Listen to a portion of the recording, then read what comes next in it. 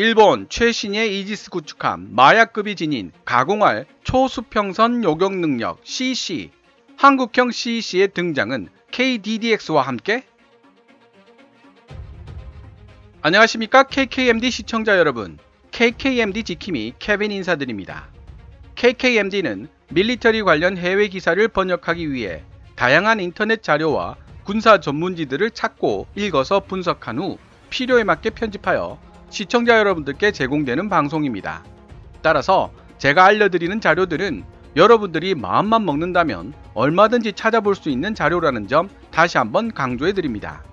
요즘은 케빈스 패치워크를 통해 외신 기사가 아니더라도 흥미로운 밀리터리 관련 자료들을 방송하고 있기도 합니다. 오늘 가져온 이야기는 2020년 8월 7일 아시아 퍼시픽 디펜스 뉴스가 게재한 일본의 최신의 이지스 구축함 마야급에 관한 해외 기사입니다. 대한민국의 이지스 구축함 세종대왕급과 자주 비교되는 일본의 이지스 구축함이 바로 아타고급입니다. 크기와 만재 배수량이 서로 비슷한 두 이지스 구축함은 사실 미국의 이지스 전투 시스템을 공동 구매하는 방식으로 도입했습니다. 따라서 도입 당시를 기준으로 한다면 세종대왕급 구축함과 일본 아타고급 구축함은 베이스라인 7.1 버전으로 서로 같은 이지스 전투 시스템을 보유하고 있었고, 장착된 레이더도 AN/SPY-1DV 위상 배열 레이더로 서로 같았습니다. 하지만 2018년 말 일본은 아타고급 구축함의 이지스 운영체계라고 할 수 있는 베이스라인의 버전을 7.1에서 9C로 개량했고, 그 결과 아타고급은 탄도미사일 방어 능력을 지니게 되었습니다. 그에 비해 여전히 베이스라인 7.1 버전을 장착한 세종대왕급 KDX-3 배치 1 구축함 3척은 탄도미사일을 탐지, 추적할 수는 있지만 요격할 수 있는 능력을 갖추지는 못했습니다. 흔히 세종대왕급 구축함은 탄도미사일을 발견할 수 있는 눈은 가지고 있지만 떨어뜨릴 손이 없다는 식으로 표현되어 왔죠. 다행스럽게도 세종대왕급 구축함 KDX-3 배치 2부터는 탄도미사일 방어 BMD 능력을 갖추게 됩니다. 현재 일본 해상자위대는 아타고급을 포함하여 탄도미사일 방어 시스템을 갖춘 이지스 구축함을 총 6척 보유하고 있습니다.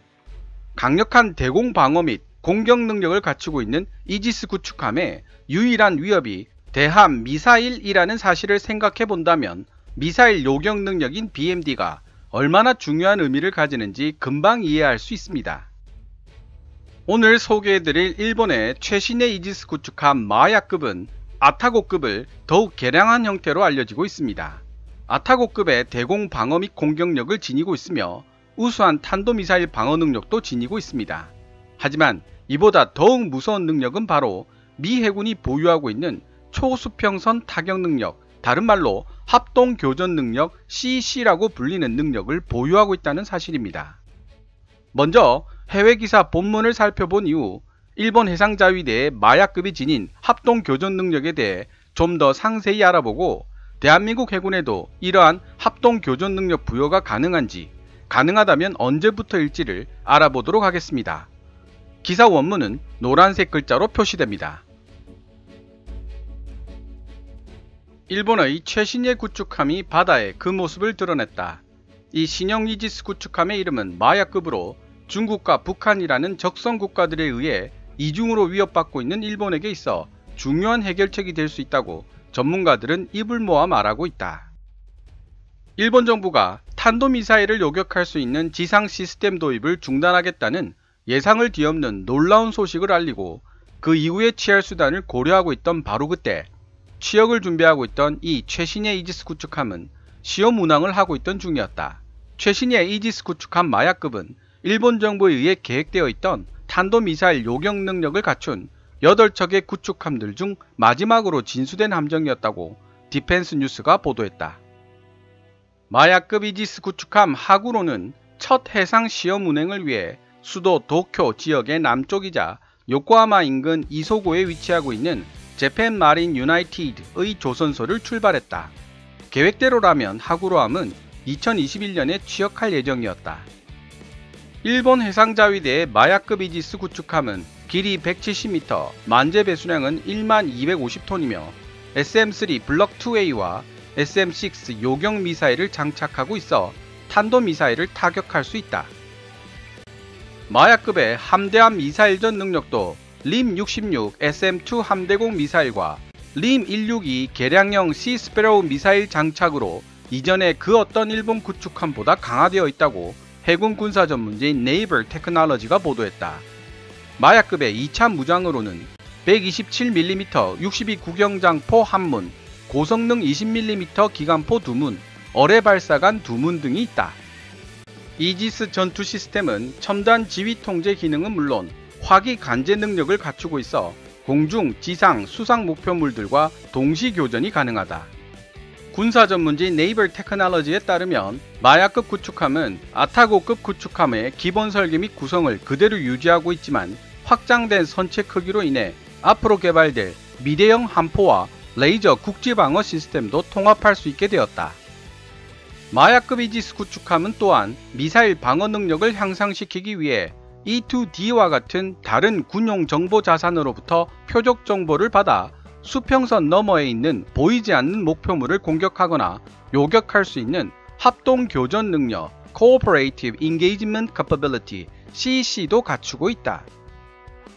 마야급은 또한 수동식 위상 배열 페사 레이더와 노스롭 그루먼의 ANSPQ-9B 다중모드 X밴드 펄스 도플러 레이더를 통합하여 수면 위의 목표물의 위치를 더 정확하게 탐지할 수 있다. 두 척의 마야급 이지스 구축함은 건조하는 데 각각 16억 달러, 한화 1조 9천억의 비용이 들었다. 마야급의 이름은 혼슈섬, 효고현, 고베시의 로코 산맥에 있는 마야산의 이름을 따서 지은 것이다. 지난주 이지스 어쇼 시스템 배치 계획을 중단하기로 한 이후 해결책을 찾기 위해 분주히 움직이고 있는 일본 정부의 대안으로 떠오르고 있는 것이 바로 마야급 이번함 하구로의 시험 운항이다. 이지스 어쇼 시스템이란 2017년 북한의 탄도미사일 위협 등을 예로 들며 일본 정부가 육상에 배치하기로 한 탄도미사일 요격 시스템을 뜻합니다. 미국과 공동으로 개발한 SM-3 블록 2A를 이지스 어쇼로 채택할 방침이었으나 지난 6월 기술적 결함이 발견되었다는 이유로 일본 정부가 전격적인 사업 중단을 발표한 바 있습니다. 저도 외신을 통해 알았었는데 외신들은 전혀 예상하지 못했다는 반응들이 대부분이었습니다. 일본 정부는 북한의 탄도미사일 공격에 대항하여 탄도미사일에 대한 조기 경보 체제와 일본 전 국토를 사정거리로 두는 탄도미사일 요격 시스템을 제공하기 위해 혼슈섬 남북에 각각 하나씩 총 2개의 육상 탄도미사일 방어 시스템인 이지스 어쇼를 배치할 계획이었다고 디펜스 뉴스가 보도했다. 북한의 탄도미사일로부터 일본 전역을 방어하기 위해서는 최소한 3척 이상의 탄도미사일 방어 시스템을 갖춘 이지스 구축함을 24시간 내내 해상에 배치시켜야 하지만 이는 현실적으로 지속 불가능한 아이디어라는 인식이 육상을 기반으로 한 이지스 어쇼 시스템을 인수하려 했던 일본 정부의 핵심 동기 중 하나였다라는 점을 생각해 본다면 마야급 이번함 하구로의 운용이라는 대안은 장기적으로 큰 효과는 없을 것으로 보인다. 일본의 국영방송 NHK는 아베 신조 총리가 이번 주 중 국가안보회의 NSC를 열어 이지스 어쇼 배치 계획을 철회하고 새로운 안보 전략 방향을 모색할 가능성이 높다고 보도했다. NHK는 또한 일본이 생각할 수 있는 현실적 대안 중 하나가 바로 일본에 대한 탄도미사일 공격을 수행하는 데 필요한 적성국 미사일 발사 시설에 대한 즉각적인 보복 공격을 실행할 수 있도록 원거리 타격 능력을 강화하는 방법이라고 덧붙였다. 하지만 이 안은 아베 총리와 연립 여당을 구성한 정당을 포함한 여러 세력의 격렬한 정치적 반대에 직면할 가능성이 높다고 디펜스 뉴스는 보도했다. 적성국가의 미사일 시설을 직접 타격한다는 안에 대해 일본 내 정치 세력들이 격렬하게 반대하는 이유는 바로 분쟁 해결 수단으로서 전쟁을 포기하고 전력을 보유하지 않는다고 규정한 일본 헌법 제9조에 기반을 둔 전수 방위 원칙에 위배되기 때문입니다. 즉, 적성국가의 영역 안으로 공격해 들어가는 부분이 문제가 되는 것이죠. 아베 총리는 이 문제와 관련하여 국가안보회의 NSC를 4차례나 열어 논의해 왔지만 아베 총리의 퇴임으로 당분간 이 문제는 논의가 어렵게 되었습니다. 지난주 발표된 이지스 어쇼 중단의 대외적 이유는 SM-3 블락 2A 요격 미사일 개발을 둘러싼 비용과 기술적 문제 때문이었다. 정부 고위 당국자는 재팬타임즈와의 인터뷰에서 대안이 없는 중단이라며 이번 결정으로 일본 대공 방어망에 큰 구멍이 생겼다고 인정했다. 일본 방위성은 이지스 어쇼어 관련 전문가와 방위정책국 및 정비계획국 고위 관리들을 모아 이 문제를 논의하기 위한 특별팀을 구성했다. 이지스 어쇼어 계획을 채택하기 전 일본 정부는 이동식 지상탄도미사일 방어 시스템인 고공전역 방어체계 사드의 도입 여부를 검토한 적이 있었다. 그러나 사드는 이미 알려져 있는 문제점들, 예를 들어 각종 시스템의 크고 작은 오작동과 목표물을 최종 요격하는 비행체가 부스터에서 분리되지 않는 결함 등을 단기간에 해결하지 못할 가능성이 있다고 재팬타임즈는 보도했었다. 게다가 사드로 일본 전국토를 방어하려면 최소 6개의 시스템이 필요한 반면 이지스 어쇼어는 단 2개의 시스템으로도 충분하다. 이지스 어쇼어나 고공전역 방어체계처럼 지역사회의 반발을 살 가능성이 높은 무기 시스템은 설치 장소를 확보하기가 무척 어렵다. 이런 점을 고려해 봤을 때 단 2기의 설치 부지만 확보하면 되는 이지스 어쇼어는 매우 매력적인 선택지였을 것이다. 지금까지 2020년 8월 7일 아시아 퍼시픽 디펜스 뉴스가 게재한 일본의 최신의 이지스 구축함 마야급에 관한 해외 기사를 번역해 보았습니다. 인터넷과 군사 전문지를 통해 마야급의 특징을 조사해보면 기존 일본 이지스 구축함과 가장 큰 차이점은 SM-6 장거리 함대공 미사일의 통합이라는 점을 들 수 있습니다. 기본적인 목표물 요격이 필요할 때는 기존의 이지스함과 마찬가지로 SM-2MR 블락 3B를 사용하지만 장거리 목표물을 요격할 때는 SM-6를 사용하는 방식이죠. 일본 해상자위대 마야급의 초수평선 공중목표 타격 능력. SM-6 미사일은 반능동 레이더 유도 방식을 사용하는 SM-2 블락 4 장거리 함대공 미사일에 AIM-120 암람의 능동 레이더 탐색기를 통합시킨 형태로 개발되었다는 특징을 지니고 있습니다. 최대 사거리는 240km 이상이며 데이터 링크와 능동 레이더 탐색기를 활용하면 사격 통제 레이더가 탐지할 수 없을 만큼 먼 거리에 있는 수평선 너머의 목표물까지 타격할 수 있는 능력을 지니게 됩니다. 한 가지 놓치지 말아야 할 부분은 일본이 마야급 이지스 구축함에 건조 계획을 세우면서 동시에 신형 E-2D 조기 경보기 도입 계획도 같이 세웠다는 점입니다. E-2D 조기 경보기는 UHF 영역의 주파수를 지닌 A사 레이더를 가지고 있어 스텔스 전투기 식별에도 굉장한 강점을 가지고 있다는 이야기를 KKMD 156화 조기 경보기 IRST A사 및 전자전기로 확립되고 있는 스텔스 교전교리 F-35의 미래는 편에서 소개해드린 적이 있습니다. 하지만 일본 해상자위대가 노후화된 E-2C를 E-2D로 교체하는 데는 또 다른 숨은 속내도 있다는 것이죠.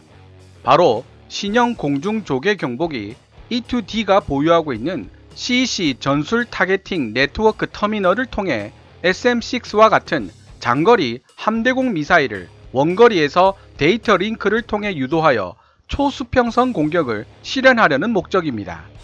이 전술 타겟팅 네트워크는 베이스라인 9계열 이지스 전투 시스템과 연동하여 사용할 수 있습니다.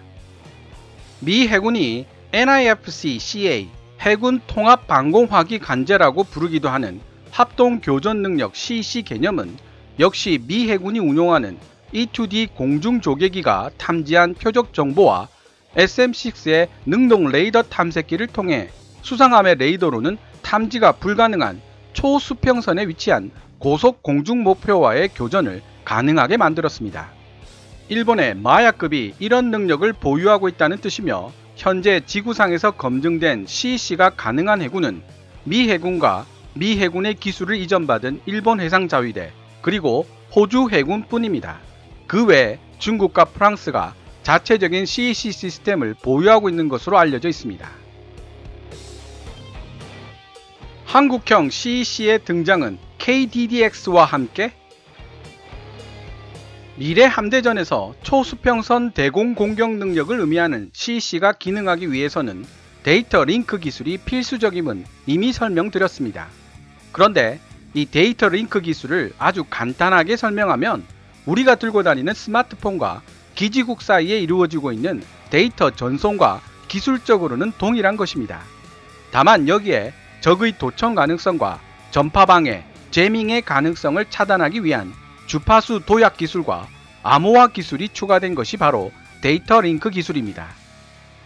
혹시 미 공군이 사용하는 데이터 링크 기술인 링크 16에 대해 들어보신 적이 있으신가요?